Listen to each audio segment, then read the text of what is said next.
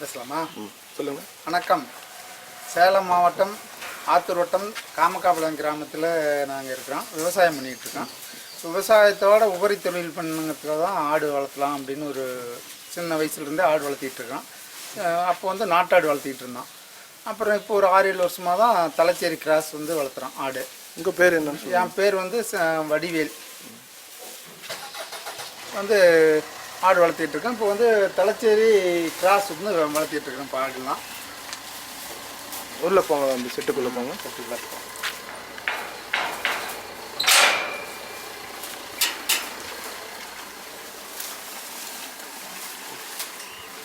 பாருங்க. ஆரம்பத்தில் ஒரு 2 ஆடு தான் வாங்கிட்டு வந்து ஆடு வளர்த்த ஆரம்பித்தோம். தலைச்சேரி கிராஸ் வாங்கிட்டு வந்து அப்புறம் கொஞ்சம் கொஞ்சமாக டெவலப் பண்ணி இன்றைக்கி ஒரு 50 ஆடு வச்சுருக்கிறோம். ஆடு குட்டியெல்லாம் 50 ஆடு வச்சுக்கிட்டு இருக்கோம். ஆரம்பத்துலேருந்து செட்டு போட்டு தான் வளர்க்குறீங்க? இல்லை. ஆரம்பத்தில் நார்மலாக ஒரு சின்ன வயசுலேருந்து வளர்த்தும் போது சும்மா நான் செட்டுக்கிட்டு எதுவுமே கிடையாது.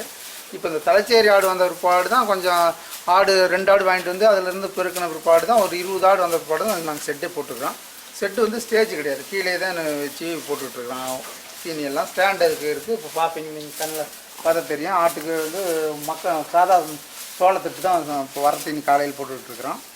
தீனி பொறுத்தவரைக்கும் ஆட்டுக்கு பகல் தீனியோட நைட்டில் வந்து தீனி இருந்துகிட்டே இருக்கணும்.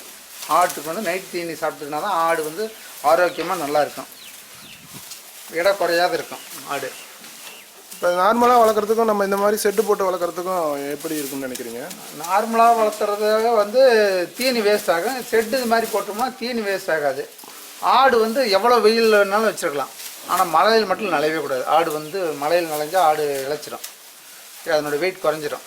அதனால் செட்டு வந்து வசதி வாய்ப்புகள் வரும்போது மேலே பரன் போட்டு எது வேணாலும் பண்ணிக்கலாம். இப்போதைக்கு அதெல்லாம் தேவையில்லை. கீழே நின்னாவே ஆடு மேலே நிற்கிற ஆட்டோட கூட கீழே நின்று அதில் மண் தரையில் நடந்துகிட்டு இருந்ததுனால தான் ஆடு வந்து நல்லாயிருக்கும். சுத்தம் பண்ணுறது மட்டும் கொஞ்சம் சிரமமாக தெரியும். இருந்தாலும் கீழே நின்று வந்து சின்ன லெவலில் சிறிய லெவலில் செய்யும்போது கீழே இருக்கிறது தான் நல்லாயிருக்கும். இப்போ ஆட்டுக்கு வந்து எந்தெந்த நேரத்தில் எந்தெந்த மாதிரி தீனியெல்லாம் கொடுப்பீங்க? காலையில் இப்போ சோளத்தட்டு காலையில் கொடுக்குறோம். ஆட்டுக்கு தண்ணி, புண்ணாக்கு தண்ணி வச்சுருவோம். இது ஈவினிங் வரலாம் ஒரு 4 மணி வரலாம் சாப்பிட்டுட்டோம். 4 மணிக்கு மக்காசோளம் போடுவோம். அப்புறம் 6 மணிக்கு மேலே மல்பெரி பட்டு தலை போடுவோம். நைட் தீனி அதுக்கு போட்டால் வெடி அந்த ஸ்டாண்டில் தின்னுகிட்டே இருக்கேன். அவ்வளோதான். பெருசாலாம் ஆட்டுக்கெல்லாம் ஒன்றும் பெரிய பராமரிப்புலாம் ஒன்றும் செய்ய வேண்டியதில்லை. இந்த மாதிரி செட்டு போடுறதுனால நமக்கு நிறைய செலவாகுமா? இல்லை அப்படிலாம் ஒன்றும் ஆகாது. நம்ம வந்து இப்போ இந்த செட்டு பார்த்திங்கன்னா ஒரு 17 அடி அகலம், ஒரு 37 அடி நீளம். இதுக்கு ஒரு 1.5 லட்ச ரூபா செலவாகும் கிட்ட. இப்போ இந்த மாதிரி செட்டு இப்போ சின்ன லெவலில் பண்ணுறவங்களாம் எந்த மாதிரி பண்ணலாம்னு நினைக்கிறீங்க? சின்ன லெவலில் பண்ணுறவங்க இன்னும் சின்னதாக கூட பண்ணலாம். வந்து நம்மளுக்கு வசதி கொஞ்சம் காசு இருந்ததுன்னா தகரம் போடலாம். இல்லை மேலே வந்து கீத்து கட்டி கூட பண்ணலாம், ஒன்றும் பிரச்சனை கிடையாது. நல்ல காற்றோட்டம் மட்டும் நல்லா இருக்கணும். ஆட்டுக்கு வந்து செவரே இருக்கக்கூடாது. இப்போ பார்த்தீங்கன்னா இது ஒரு 2 அடி உயரம் செவரு இருக்குது. மீதெல்லாம் பார்த்தீங்கன்னா வெல்டு மெஸ் தான். எல்லாம் ஒரு 6 அடி உயரம் அது இல்லாத வெல்டு மெஸ் வச்சு போட்டுக்கிறோம். ஆட்டுக்கு காற்றோட்டம் இல்லைனாவே சுகாதாரம் குறைஞ்சி போயிடும்.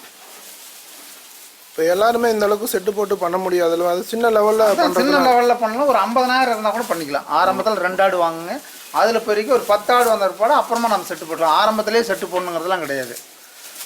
இப்போ நீங்கள் எந்தெந்த மாதிரி ரகம்லாம் ஆரம்பத்தில் வச்சுருந்தீங்க? ஆரம்பத்தில் நாட்டாடு வச்சுருந்தோம், அப்புறம் பள்ளையாடு வச்சுருந்தோம். அதுக்கு இதுக்கும் பார்த்தீங்கன்னா ஒரு 5 மாதத்தில் இந்த தலைச்சேரி கிராஸ் வந்து ஒரு 20 கிலோ வருது அப்படின்னா நாட்டாடு வந்து ஒரு 17 கிலோ தான் வரும். இப்போ நம்ம நாட்டாடு வளர்க்குறதுக்கும் இந்த மாதிரி ரகம் வளர்க்குறதுக்கும் என்ன வித்தியாசம் நினைக்கிறீங்க? எடை கூடி வரும். எடை வந்து ஒரு 6 மாதத்துக்கு 5 மாதத்துலேயே பார்த்தீங்கன்னா ஒரு 3 கிலோ வித்தியாசம் வரும். அதுக்கும் வளர்ச்சிங்கிறது இது அதிகமாக இருக்கும், அது வந்து கம்மியாக இருக்கும். இப்போ வந்து குட்டிக்கெல்லாம் வந்து தனியாக பிரித்து விட்ருங்க. இதெல்லாம் தனியாக 2-3 அறையெல்லாம் வச்சு கண்ணில் பார்த்துருப்பீங்க. இப்போ பாருங்க 4 இடத்துல வச்சுருக்கோம். பெரிய ஆடு தனியாக, அதுக்கு அடுத்த ஆடு தனியாக. இப்போ ஒரு 15-20 கிலோ வர ஆடு பாருங்க, இங்கே பார்க்கலாம். இங்கே இந்த இது தனியாக, சின்ன குட்டியெல்லாம் பாருங்கள் அது தனியாக. ஏன்னா ஆடு குட்டியெல்லாம் ஒன்றா விட்டுக்கிட்டு இருந்தோம்னா வந்து ஆடு தீனி சாப்பிடும்போது குட்டியை விடாது. அதே மாதிரி இளங்குட்டியை வந்து தாய் ஆட்டோட விட்டுக்கிட்டு இருந்தோம்னா அது பால் குடிக்கிறது ரொம்ப பொழுதுனையும் தொல்லை பண்ணிக்கிட்டு இருந்தோம்னா ஆடு வந்து ஒரு சிறப்பாக இருக்காது. குட்டியும் அதுக்கு ஒரு வயிறு நம்மன ஒரு தோரணை வராது. அதனால் இளங்குட்டியாக இருந்தோம்னா காலையில் மதியானம் இரவு படுக்கும் போகும்போது 3 தடவை மட்டும் பால் விட்டு ஆடு தனியாக குட்டி தனியாக பிரித்து வச்சுருக்கணும். அதே மாதிரி குட்டி பராமரிப்புங்கிறது மாதம் ஒரு தடவை ஊசி போடணும். மாதம் எந்தெந்த மாதிரி எதுக்கு ஊசி போடணும்னு எனக்கு சொல்கிறீங்க? தோல் நோய், குடற்புழு நீக்கம், இதுக்கெல்லாம் வந்து ஊசி போடணும். அதுக்கு 3 ஊசி இருக்குது. அது வந்து ஒவ்வொரு மாதமும் ஒரு 6 மாதம் வரலும் ஒவ்வொரு மாதமும் ஒவ்வொரு ஊசி டாக்டர் கன்சல்டிங் பண்ணி ஊசி போட்டுக்கலாம்.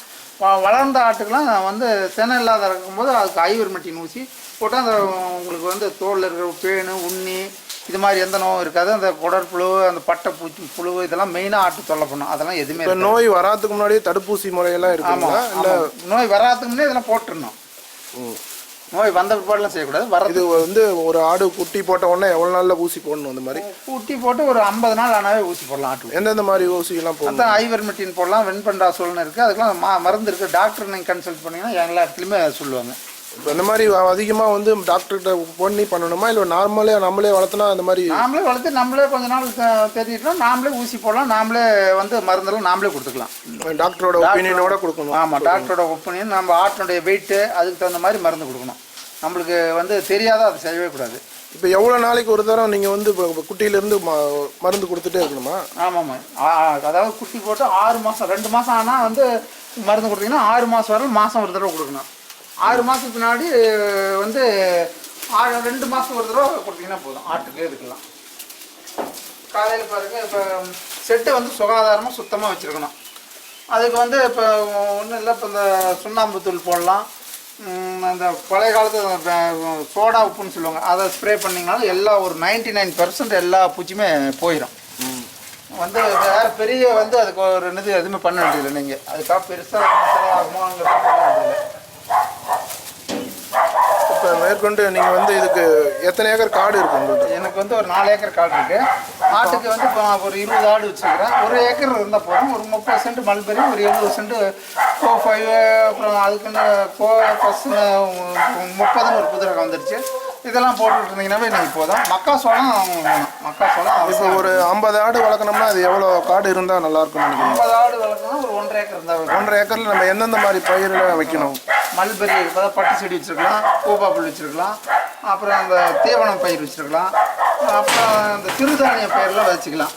இதெல்லாம் வச்சுக்கிட்டிங்கன்னா போதும். ஒரு 1.5 ஏக்கர் இருந்தால் 2 ஏக்கர் இருந்தால் போதும். 50 ஆடு இருந்தால் பெரிய லெவலில் இதுக்கு மேலே போதும். ஒரு பராமரிப்புங்கிறது ஒரு 50 ஆடு இருந்தால் போதும்.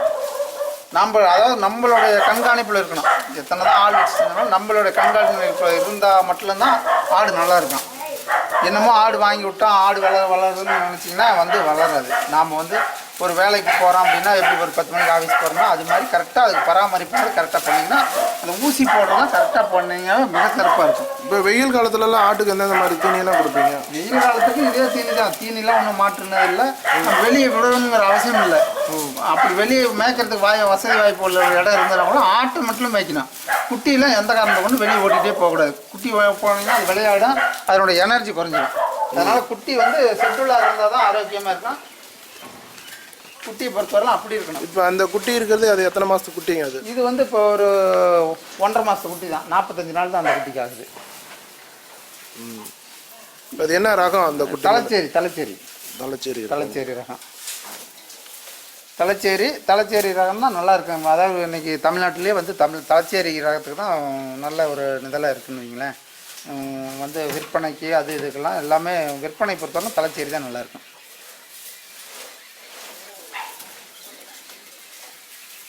இப்போ ஒரு வருஷத்தில் ஒரு 50 ஆடு வளர்க்குறோன்னா எவ்வளோ வருமானம் கிடைக்கும்னு? 50 ஆடுன்னா வந்து ஒரு ஆடு 3 குட்டியும் போடும், ஒரு ஆடு 2 குட்டியும் போடும், ஒரு சில ஆடு 1 குட்டியும் கூட போடலாம். 50 ஆடுன்னு நீங்கள் பெரிய லெவலுக்கு போனீங்கன்னா 50 ஆடு 100 குட்டி ஆகுது. 100 குட்டியும் வந்து ஒரு 20 கிலோ ரேஞ்சு ஆனது வச்சிங்கன்னா கூட அதனுடைய வேல்யூ எங்கேயே போயிடுது. இப்போ வந்து ஆடு குட்டி விற்கிறத வந்து வளர்க்குறதுக்குன்னு விற்பீங்களா, இல்லை கறி கடைக்கு அந்த மாதிரி கொடுக்குறீங்களா? இல்லை, வந்து வளர்ப்புக்கு தான். பெண் குட்டி எல்லாமே வளர்ப்புக்கு தான் கொடுக்கும். வணக்கம், வளர்ப்புக்குன்னு தான் கொடுத்துக்கிட்டு இருக்கோம். வந்து பெரிய லெவலில் போகிறத விட சின்னதாக 2 ஆடு 3 ஆடு வாங்கி வளர்த்து பண்ணுறது தான் நம்ம நல்லாயிருக்கும். வளர்ப்புக்கு மட்டும் ஆடு தான் கொடுத்துக்கிட்டு இருக்கிறோம். வேறு வந்து இப்போ பெரிய ஆடுங்கள்லாம் இருக்குன்னா எத்தனை ஆடு பெரிய ஆடாக வச்சுருக்கீங்க நீங்கள்? பெரிய ஆடு 15 ஆடு. இப்போ வந்து 15 ஆடு இருக்குது. சினை பருவத்தில் இப்போ இதில் ஒரு 10 குட்டி இருக்குது. அப்படியே கொடுத்துக்கிட்டே மாற்றி விற்பனை பண்ணிக்கிட்டே இருக்கிறோம். இப்போ ஒருத்தர் புதுசாக ஆடு வளர்க்கணும் அப்படின்னா இப்போ எத்தனை ஆடு வாங்கி வளர்க்கத்தா உங்களுக்கு இது நல்லா இருக்கும்னு அதாவது நினைக்கிறேன்? முதல்ல புதுசாக அனுபவம் இல்லாத அனுபவம் இல்லாதவங்க 2 ஆடு மட்டும் வாங்க. 2 ஆடு. 2 ஆடு மட்டும். எதுக்காக 2 சொல்கிறீங்க? அதாவது அனுபவம் இல்லாத, அதாவது எந்த காரணத்தை கொண்டும் ஆட்டில் வந்து நஷ்டமே வரவே வராது. அது 20 ஆடு இருந்தாலும் சரி, பராமரிப்பே இல்லாத இருந்தால் கூட நஷ்டம் வராது. ஆனால் புதுசாக வாங்குவீங்க 2 ஆடு மட்டும் வாங்கி வளர்த்தி அவங்களும் அதில் அனுபவப்பட்டு அப்புறம் கொஞ்சம் கொஞ்சமாக பெருசாக போகணும். ஆரம்பத்திலே பெரிய லெவலில் பண்ணி அப்புறம் வந்து செய்ய முடியாத மாதிரி ஆகிடக்கூடாது. சின்னதாக 2 ஆடு வாங்கி வளர்த்தலாம். அதிலிருந்து பெருகின பிற்பாடு 10 ஆடு வந்த பிற்பாடு அப்புறம் ஒரு சின்ன கொட்டையை போடலாம். அப்புறம் கொஞ்சம் கொஞ்சமாக பண்ணிட்டு போகணும். இப்போ புதுசாக வந்து ஒரு 10 ஆடு வாங்கி ஒரு வருமானத்துக்கு ஒரு தொழிலாக பண்ணும்பொழுது அவங்களுக்கு எப்படி சொல்கிறீங்க நீங்கள்? 10 ஆடு தொழிலாக பண்ணால் சொந்த உழைப்பு இருக்கணும், சொந்த பராமரிப்புங்கிறது ஒன்று இருக்கணும். 10 ஆடு வாங்கி விட்டிங்கன்னா நல்லா தான் இருக்கும். ஆனால் புதுசாக அனுபவம் இல்லாதவங்க வாங்குறது 2 ஆடு தான் நான் வாங்க சொல்லுவேன். என்னுடைய கருத்து அதுதான். 2 ஆடு வாங்கிக்கணும்னு சொல்லுவீங்க? 2 ஆடு வாங்கி அதிலிருந்து நாமளே கற்றுக்கலாம். ஒரு 6 மாதம் 2 ஆடு வந்து ஒரு 2 வருஷத்துலேயே பார்த்தீங்கன்னா 10 ஆட்டுக்கு வந்துடும். அதனால் வந்து அன்னைக்கு வந்து எது வேணாலும் நம்ம பண்ணிட்டு போயிடலாம். இப்போ நீங்கள் குட்டிலாம் விற்பனைக்கு நீங்கள் தரீங்களா? ஆமாம். தலைச்சேரி ரகம் இருக்கா உங்கள்கிட்ட? ஆமாம், தலைச்சேரி தான் இருக்கு என்கிட்ட. இப்போ நிறையா வெளியில் கொடுத்துருக்குறீங்க? கொடுத்துருக்கேன். உங்கள்கிட்ட இப்போ சொன்னால் உடனே கிடைக்குங்களா இல்லை உங்கள்கிட்ட புக் பண்ணணும்? வந்து சொன்னால் உடனே கிடைக்காது. இப்போ இந்த 2 பேட்ச் குட்டிக்கும் வந்து முன்னாடி சொல்லி அட்வான்ஸ் பண்ணிட்டாங்க. அதனால் வந்து பின்னாடி தான் கிடைக்கும், உடனே கிடைக்காது. தலைச்சேரி இது ஏதோ ஒரு கயிறில் கட்டி விட்டுருங்களா கம்பியில்? இது என்ன? இது வந்து ஒரு ஆட்டுக்கு வந்து இதை வந்து அப்படியே நாக்கில் இது பண்ணிச்சுன்னா பசி எடுக்கும், நல்லா தீனி சாப்பிடும், தண்ணி குடிக்கும். இது வந்து இயற்கை. இதெல்லாம் சின்ன சின்ன வேலை தான் இதெல்லாம். நீங்கள் என்ன இப்போ ஒரு இப்போ ஆடு வளர்க்குறத பற்றி நீங்கள் சொன்னீங்க. சரி. ஆட்டுக்கு உண்டான தீவனங்கள்லாம் எப்படி நடவு செய்யணும், காட்டில் எந்த மாதிரி பண்ணணும்னு கொஞ்சம் சொல்லுங்கள். இது என்ன? இது வந்து மல்பெரின்னு சொல்லுவாங்க. பட்டுனா தான் நம்மளுக்கு விவசாயம் பண்ணணும்னு தெரியும், பட்டு செடி. இது வந்து பட்டு நர்சரியில் குச்சா வாங்கிக்கலாம். அவங்களே இப்போ நர்சரி போட்டு கொடுக்குறாங்க. குச்சா வாங்கிட்டு வந்து வச்சிடலாம். 4 அடிக்கு 3 அடி, சாரிக்கு சாரி 4 அடியும், செடிக்கு செடி 3 அடியும் வைக்கணும்.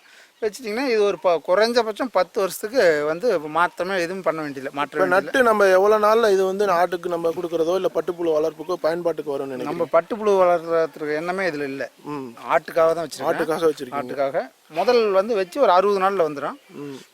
முதல் கட்டிங் வந்து ஒரு 1.5 அடி உயரம் விட்டுட்டு தான் இருக்கணும். 1 அடி விட்டுட்டு அறுக்கணும்னு சொல்கிறீங்களா? இந்த மாதிரி எப்படி? இப்போ இது வந்து அறுக்கிற ஸ்டேஜில் இருக்குது. அறுக்கிற ஸ்டேஜில் இருக்குது. கட்டை ஒரு 1.5 மணி விட்டுட்டோம்னா மழை காலத்தில் வந்து அந்த குரோத் எல்லாம் மேலே போயிடும். இல்லைன்னா கீழே அறுத்துட்டிங்கன்னா அந்த குரோத்தெல்லாம் கீழே இருக்க பட்டு மண் அடிச்சிடும். மண் அடித்தா ஆடு சாப்பிடாது அதை. அதனால் ஒரு 1.5 அடி உயரம் விட்டு கட் பண்ணிட்டிங்கன்னா அப்புறம் அப்படியே உங்களுக்கு தொடர்ச்சியாக ஒரு 45 நாளைக்கு ஒரு தடவை அப்படியே அறுக்க வந்துக்கிட்டே இருக்கும். ஒரு 10 வருஷத்துக்கு எதுவுமே அதை நீங்கள் பண்ண. உங்களுக்கு ஒரு 50 ஆட்டுக்கு தேவையானதுன்னா எவ்வளோ இடத்துல இது வைக்கணும்? 50 ஆடு வளர்த்துனீங்கன்னா ஒரு பட்டு செடி மட்டும் 1/2 ஏக்கர் வேணும். 1/2 ஏக்கர்? 1/2 ஏக்கர் வேணும். இது ஒரு தீவனி மட்டுமே கொடுக்க போகிறது இல்லை? இல்லை, இது கலப்பு தீவனம் தான். இது ஒரு வேலைக்கு. வேறு அடுத்த தீவனங்கள் என்ன கொடுக்குறீங்க? OFS 29 29. இது 29. இது என்ன பண்ணுவீங்க, எப்படி போடுவீங்க? வந்து 2 அடிக்கு 2 அடி, சாரிக்கு சாரி 2 அடி, செடிக்கு செடி 2 அடி வச்சுருக்கிறேன். இது வந்து இதுவும் ஆட்டுக்கு தீவனம் தான். இது மாட்டுக்கும் போடலாம், ஆட்டுக்கும் போடலாம். மாடும் விரும்பி பட்டு செடியும் ஆடு சாப்பிட்றது, மாடும் சாப்பிடும். இந்த கோஎஃப்எஸ் 29 வந்து ஆடும் சாப்பிடும், மாடும் விரும்பி சாப்பிடும். ஆட்டுக்கு ரொம்ப நல்லா இருக்கும். இப்போ இது வந்து அறுத்து போடலாங்களா? இது இந்த அளவுக்கு அறுத்து போடுற கண்டிஷனில் இருக்குது. இப்போ ஆடு வந்து இது அப்படியே எல்லாமே சாப்பிட்ருமா? எல்லாமே சாப்பிட்றோம். இந்த தண்டு கிண்டு இருந்ததுன்னா அது மீதி கழிக்கிச்சுன்னா அதை வந்து மாட்டுக்கு போட்டுக்கலாம். இப்போ வேறு என்ன தீவனங்களை கொடுக்குறீங்க? அது இல்லாத நாட்டு சோளம், அந்த சோளத்தட்டு பச்சையாக போடுறதோட அறுத்து காய வச்சு இப்போ நாங்கள் முன்னே பார்த்துருப்பீங்க அந்த ஸ்டாண்டில் போட்டுருக்குறோம். காலையில் அந்த தீனி சாப்பிட்டீங்க, அந்த சாப்பிட்டு போட்டிங்கன்னா புண்ணாக்கு தண்ணி நல்லா வயிறு நிறைய குடிச்சிட்டு ஆடு நல்லா இருக்கும். அப்புறம் அது இல்லாத பார்த்தீங்கன்னா அங்கே பாருங்கள் அந்தாண்ட தீவனத்துக்கு அந்தாண்ட அந்த செடி கம்மி. அது என்ன செடி சொல்கிறீங்க? அது டக்குன்னு பேர், அது ஆட்டுக்கு போகிற புல்லுங்களா? அது ஒரு தீவனம். இது வேற என்னென்ன மாதிரி தீவனங்கள்லாம் பண்ணணும்?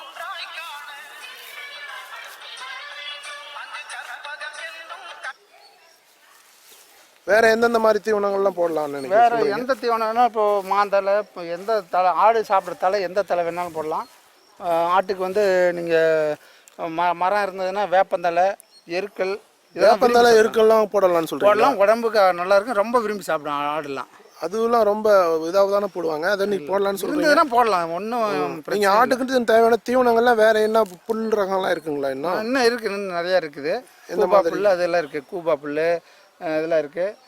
இது இந்த சம்பைன்னு சொல்லுவாங்க நம்ம நாட்டுனதில், இது சம்பைங்களா? சம்பைன்னு இது சொல்லுவாங்க. ஆட்டுக்காக போகிறதா? ஆட்டுக்காக போட்டால் ஆடு ரொம்ப, ஆடோட குட்டி ரொம்ப விரும்பி சாப்பிடும், குட்டி நல்லா வரும். இது வந்து நம்ம ஊடு பயிராக பண்ணிக்கலாம். ஒன்று அது மரம் மாதிரி வந்தாலும் எதுவுமே ஆகாது. ஏதாவது வேற இப்போ நாங்கள் மஞ்சள் காட்டில் பரவலாக போட்டிருக்கோம், எதில் வேணாலும் போகலாம், தனியாக கூட வச்சுக்கலாம். இதை வந்து அப்படியே கட் பண்ணி போடணுங்களா? ஆட்டுக்குட்டி ரொம்ப விரும்பி, ஆட்டுக்கும் போடலாம், குட்டி ரொம்ப விரும்பி சாப்பிடும், குட்டி ரொம்ப நல்லா இருக்கும் இந்த சம்பை போட்டால். சரிங்க. இப்போ வேற தீவனங்கள் போடலாம்னு சொல்றீங்க. ஆமாம். இதுக்கெல்லாம் தண்ணி நிறையா இருக்கணுங்களா? தண்ணி கம்மியாக இருந்தால் போதும். தண்ணி வந்து நிறைய தேவையில்லை. இப்போ இந்த பட்டு செடியெல்லாம் பார்த்தீங்கன்னா ஒரு இப்போ இந்த மழை காலத்தில் வச்சு ஒரு 60 நாள் ஆகி மறுபடியும் 2 கட்டிங் வந்துட்டுனா சாகவே சாகாது. தண்ணியே இல்லைன்னா கூட அப்படியே கட்டுறதுக்கும் ஆட்டை மட்டும் உள்ளார விடாத வச்சுருந்தோம்னா மறுபடியும் மழை காலம் வந்து ஆட்டு அப்படியே தளைஞ்சிக்கும். அதுக்கு வந்து தீவனம் சொட்டு நீர் போட்டிங்கன்னா இன்னும் தண்ணி செலவு கம்மியாகிடுது. சொட்டு நீரில் இருந்ததுன்னா போட்டால் நல்லாயிருக்கும். நல்லா இருக்கும், நல்லா இருக்கும். அதாவது தண்ணி கம்மியாக இருக்கிறதுக்கு சொட்டு நீரில் போட்டிங்கன்னா நல்லாயிருக்கும். தண்ணி இருந்தால் அப்படியே விடலாம். இப்போ இந்த இது மல்பெரிலாம் கட் பண்ணுறீங்கல்ல, அது எத்தனை நாள் கட் பண்ண பின்னாடி எவ்வளோ நாளுக்கு பின்னாடி வளரும்? இது 45 நாள்லேயே மறுபடியும் அடுத்த கட்டிங்க்கு வந்துடும். மல்பெரி செடி வந்து அடுத்த கட்டிங்க்கு. இப்போ மல்பெரி ஆட்டுக்கு நல்ல தீவனம்னு சொல்கிறீங்களா? ரொம்ப ரொம்ப நல்ல தீவனம். இப்போ ஆட்டுக்கு குட்டிக்கு எல்லாத்துக்கும் போடுறோம்னா மல்பெரியும் மக்காசோளம் இதெல்லாம் ரொம்ப நல்லாயிருக்கும். பாருங்க, இப்போ வந்து இது கட் பண்ண பிற்பாடு தளஞ்சிக்கிட்டு இப்போ பாருங்க கட் பண்ணுறதுக்கு பாருங்க 1.5 அடி விட்டுட்டு கட் பண்ணுறோம். இது மாதிரி தான் இது இப்போ கட் பண்ணியிருக்கிறீங்க. ஆமாம் ஆமாம். இதை கட் பண்ணி திரும்ப எவ்வளோ நாளில் திரும்ப கட் பண்ணி போடுற மாதிரி வரும்? 45 நாள். 45 நாளில் மறுபடியும் வந்துடும். இதே மாதிரி வந்துடும். நீங்கள் பார்க்குறீங்களா, இதே மாதிரி வந்துடும். இதெல்லாம் ஒரு வேளை போட்டிங்கன்னா இது போதும். ஒரு வேலைக்கு மட்டும் போடுறீங்க. இது போட்டால் கொழுப்பு ஏறிடுன்னு சொல்லுவாங்க, அதெல்லாம் எதுவும் கிடையாது. ஒரு வேளை போட்டிங்கன்னா ஒன்றுமே ஆகாது. இப்படியே வாங்க, அந்த நிழல் பக்கம் அந்த சைடு.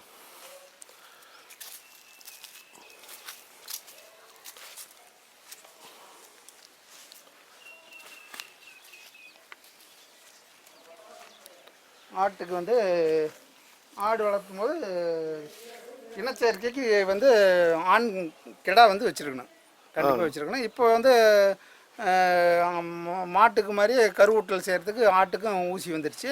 நம்ம அது கூட போட்டுக்கலாம். நம்மளுக்கு என்ன ரகம் தேவையோ அதுவெல்லாம் போட்டுக்கலாம். அதெல்லாம் நவீன டெக்னாலஜியில் இப்போ வந்துடுச்சு. நான் கூட போட்டிருக்கிறேன் அது மாதிரி. இப்போ புதுசாக ஆடு வளர்க்கணுன்றவங்களுக்கு இப்போ என்ன சொல்லணும்னு நினைக்கிறீங்க? ஒன்றும் புதுசாக ஆடு வளர்க்குறவங்க, அதாவது எந்த ஒரு ஆடு வளர்க்கணும்னு ஆரம்பிச்சிட்டா அந்த ஆர்வம் மட்டும் குறையக்கூடாது. ஒரு நாளைக்கு கூட குறையக்கூடாது. குதிரை பந்தயத்தில் ஓடினா முன்னே ஓடுற மாதிரி அது மாதிரி எவ்வளோ இது வந்தாலும் ஆட்டு பராமரிப்பு வந்து குறையவே கூடாது. கண்டிப்பாக ஒரு நாளைக்கு குறைஞ்சினா கூட அதனுடைய இது குறைஞ்சிரும். எப்பயுமே அது அந்த அந்த நம்மளுக்கு வந்து அந்த அந்த ஆர்வம் இருக்கணும். ஆர்வம் இருந்தால் போதுன்னு சொல்கிறீங்க. சிரமங்கள் கம்மியா? சிரமங்கள் வந்து ஒன்றும் அதிகம் கிடையாது. மாட்டோட ஆட்டில் சிரமங்கள் கம்மி, ஆனால் ஆர்வம் மட்டும் இருக்கணும். மீதி வெளிச்சந்தையில் வைக்கிறதுக்கோ மீதி எதுக்குமே ஆட்டை பொறுத்தவரை எந்த தொல்லையும் கிடையாது. நல்ல வேல்யூபிளாக இருக்குது வந்து ஆட்டில். சரி, ரொம்ப நன்றிங்க. வந்து என்னுடைய கடைசி என்ன சொல்லுங்க வந்து என்னுடைய எப்போ என்னங்கிட்ட தொடர்பு கொள்ளலாம். என்னுடைய தொடர்பு கொண்ட ஆலோசனைகளை சொல்லுவீங்களா? சொல்லுவோம். என்னுடைய இதை வந்து என்னுடைய மொபைல் நம்பர் கொடுக்குறேன். நீங்கள் என்கிட்ட எப்போ வேணாலும் கூப்பிட்டு அதனுடைய சந்தேகம் இருந்தாலும் கேட்டுக்கலாம். சரி, இவ்வளோ நேரம் நம்ம சொன்னதுக்கு ரொம்ப நன்றிங்க. சரி, மேற்கொண்டு தொடர்புக்கு உங்களுடைய இதில் கமெண்ட் பகுதியில் ஃபோன் நம்பர் கொடுக்குறீங்களா? கொடுத்துட்றேன். ஓகே, ரொம்ப நன்றி.